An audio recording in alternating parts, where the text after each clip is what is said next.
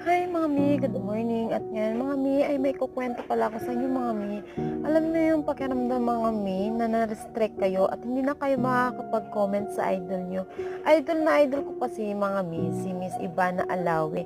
So bawat post niya, nagko-comment talaga ako pero hindi ko talaga inaasahan mga marikay. Na-restrict ako siguro. Hindi ko na din kasi inisip na ang ganun yung mangyayari.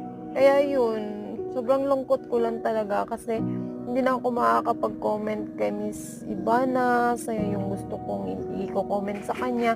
Kasi yung last na comment ko sa kanya mga mi is yung